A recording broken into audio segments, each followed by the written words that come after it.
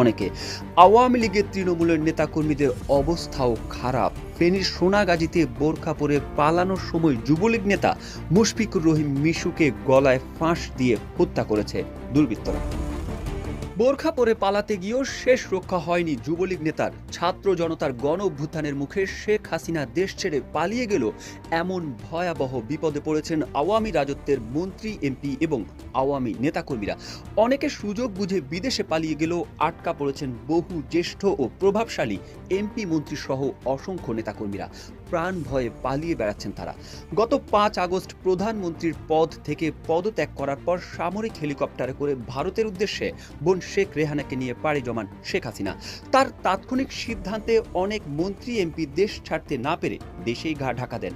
এমন খবরও চাউর হয়েছে যে বিভিন্ন দূতাবাসের দ্বারে দ্বারে ঘুরে আশ্রয় চাচ্ছেন অনেকে। আওয়ামী লীগের তৃণমূলের নেতাকর্মীদের অবস্থাও খারাপ। ফেনীর সোনাগাজীতে বোরখা পরে পালানোর সময় যুবলীগ নেতা মুশফিকুর রহিম মিশুকে গলায় ফাঁস দিয়ে হত্যা করেছে দুর্বৃত্তরা। কেউ না বুঝলেও আমরা আপনার প্রয়োজন বুঝি, আর তাই তো অত্যাধুনিক ফিচার সম্বলিত বিভিন্ন সাইজ আর কালারের 250-টিরও বেশি ডিজাইন অপশন নিয়ে ওয়ালটন স্মার্ট ফ্রিজ বোঝে আপনার প্রয়োজন।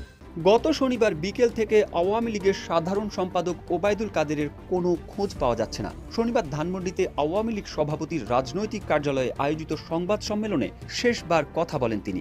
রবিবার থেকেই তাকে খুঁজে পাওয়া যাচ্ছে না। ধারণা করা হচ্ছে রবিবার রাতেই দেশ ত্যাগ করেছেন ওবায়দুল কাদের। বর্তমানে তিনি সিঙ্গাপুর অথবা নয়াদিল্লিতে আছেন। সোমবার ভোর থেকেই প্রভাবশালী হিসেবে পরিচিত এমপি, মন্ত্রীদের অনেকের সঙ্গে যোগাযোগ করা যাচ্ছিল না।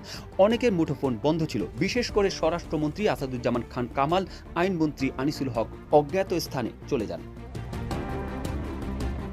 এর আগে শেখ হাসিনা সরকারের ক্ষমতাধর উপদেষ্টা সালমান এফ রহমান, অর্থমন্ত্রী মাহমুদ আলী, বস্ত্র ও পাটমন্ত্রী গোলাম দস্তগীর গাজী ও ঢাকা দক্ষিণ সিটি কর্পোরেশনের মেয়র শেখ ফজলেনুর তাপস বিমানযোগে দেশ ছাড়েন।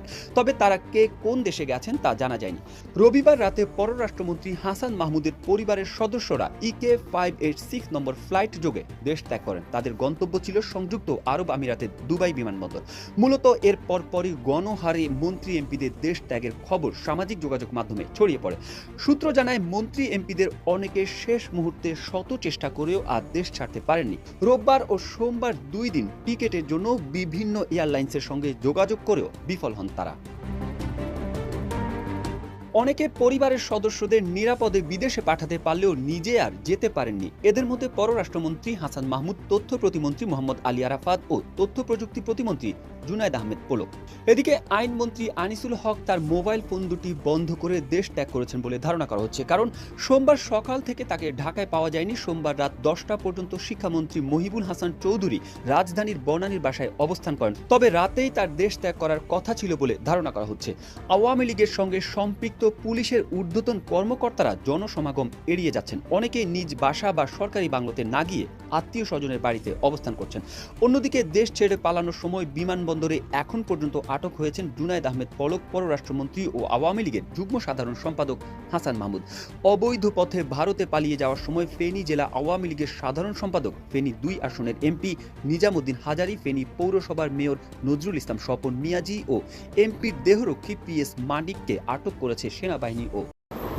আসসালামু আলাইকুম, আশা করি পুরো ভিডিওটি দেখেছেন এবং বুঝতে পেরেছেন যে বর্তমান আওয়ামী লীগ নেতাকর্মীদের যে পরিস্থিতির জন্য কিন্তু একমাত্র দায়ী হচ্ছেন তাদের সরকার, প্রধানমন্ত্রী শেখ হাসিনা। কারণ তিনি খুব দ্রুত সময়ের মধ্যে দেশ ত্যাগ করাতে কিন্তু এমপি, মন্ত্রীরা আসলে পালাতে পারেনি। তা অনেকেই যারা একটু চালাক চতুর টাইপের তারা আগেই পালিয়ে গিয়েছে, কিন্তু যারা অতি বিশ্বাস ছিল যে সরকারের আসলে কিছুই হবে না, তারা কিন্তু পালাতে পারেনি। তারা কিন্তু দেশের মধ্যে রয়ে গেছে এবং তারা বিভিন্নভাবে কিন্তু এখন আটক রয়েছে এবং প্রাণ ভয়ে পালিয়ে বেড়াচ্ছে।